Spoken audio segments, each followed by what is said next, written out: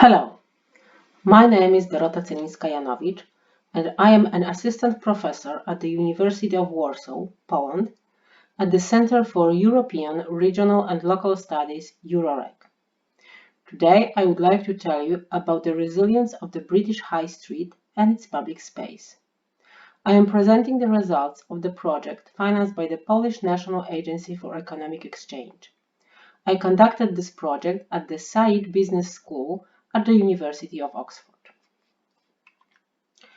In the UK, vitality and viability of the high street, thus the city centre or the primary shopping area of a city or a town, is, in comparison to other European countries, very high in the public policy agenda, both at the national and local level. Since the mid-90s, this policy is driven by the town centre first approach that tries to concentrate new shopping spaces in the city centres. High street development trajectory has been influenced by several factors that challenge city centers' vitality and viability. An important disruption was for sure the financial and economic crisis in 2008 and its further consequences that could be seen as the shock. At the same time, the high street is under constant pressure from three factors that could be called the slow burns: the convenience culture spreading among consumers, competitive pressure of large-scale and out-of-town and discount retailers, and, recently probably the most important, online shopping. The competitive impact of online shopping is mostly economic and goes in line with the convenience culture trend. The competitive impact of shopping centers is also economic and is especially strong in the comparison and leisure sector, as well as through providing an attractive and high-quality shopping environment. Additionally, since shopping centers offer consumers high-quality, safe, clean, and aesthetic shopping environment and quasi-public space, they also affect consumers' behaviors and expectations towards other types of shopping spaces, including the high street. This two-side pressure may result in lower footfall, increased vacancies, and negative tenant structure changes in the city centers. But even if the high street is not so clean and safe as the shopping center, or as cheap and diversified as the online shopping, it still has a unique element that may be the source of its competitive advantage: an authentic retail public space.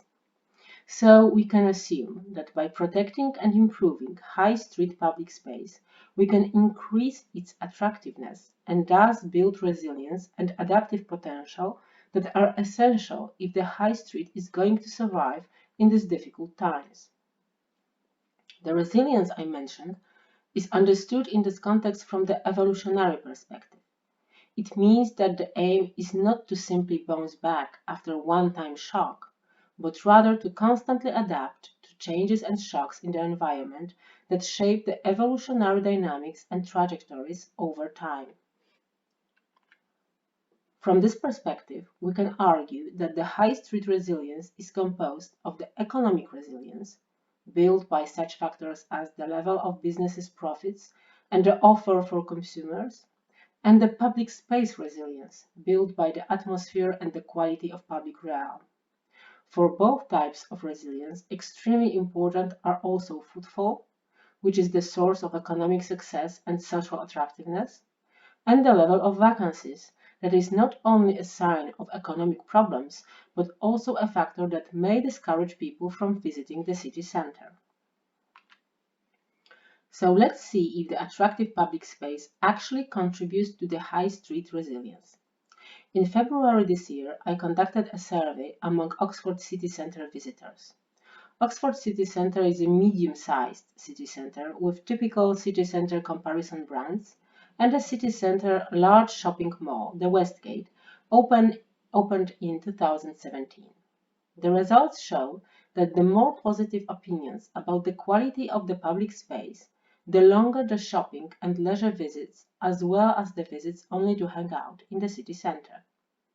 Also, people who assess the public space as of higher quality reported higher tendency towards combined visits, which means that those who visited the city center shopping mall also visited shops and service units in the city center outside the shopping mall.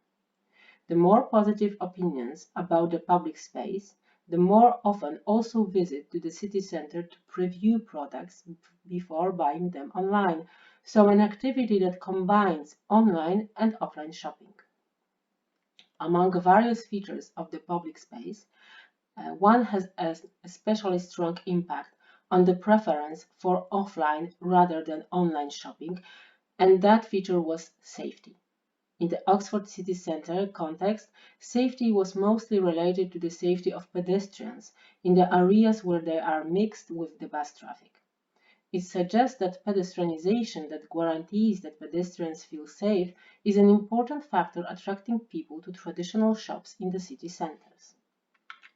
So, what are the recommendations for local authorities and other local actors if they want to support and improve high street vitality and resilience through public space?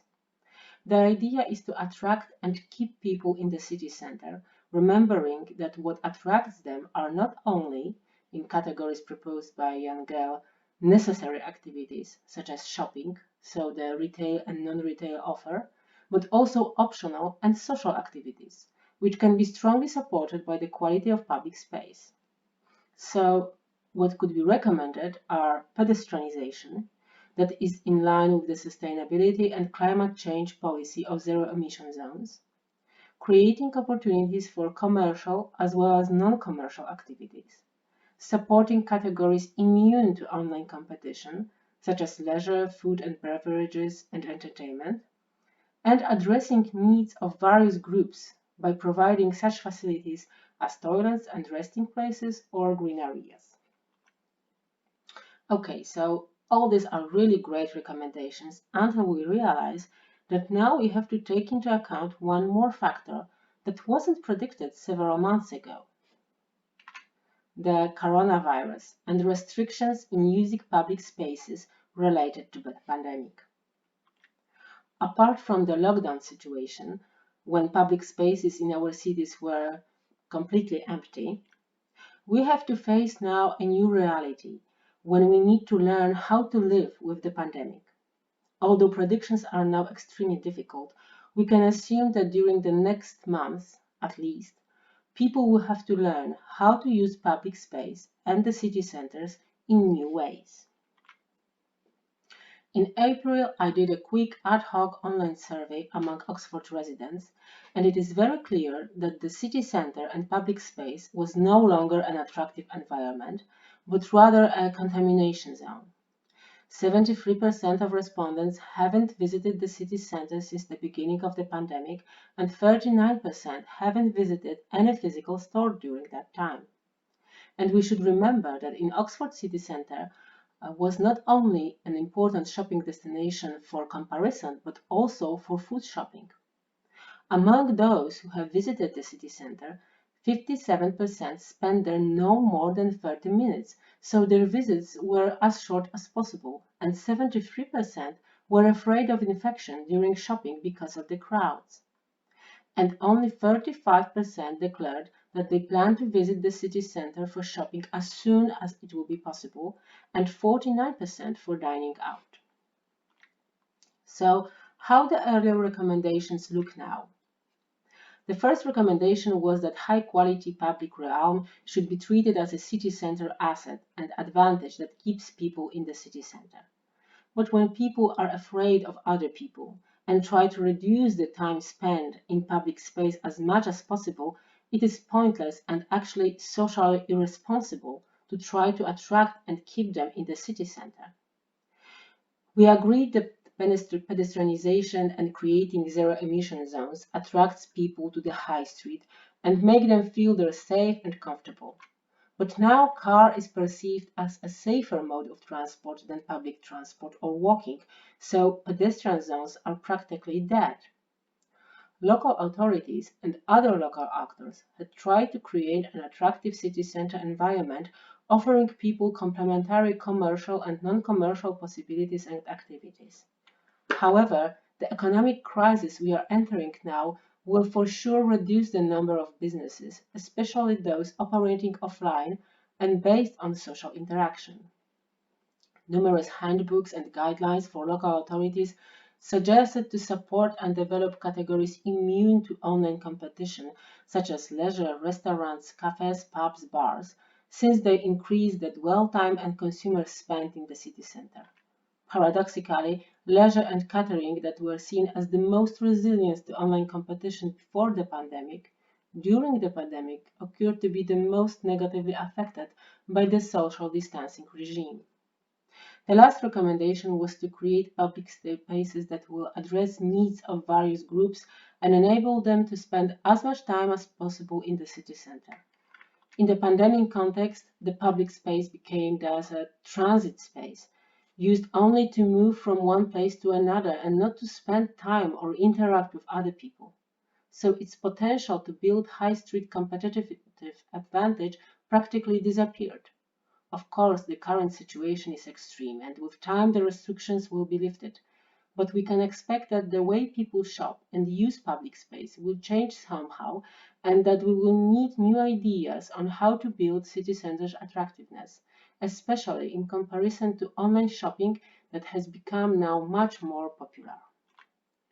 Thank you very much for your attention. If you have any questions, please email me to this address. Thank you.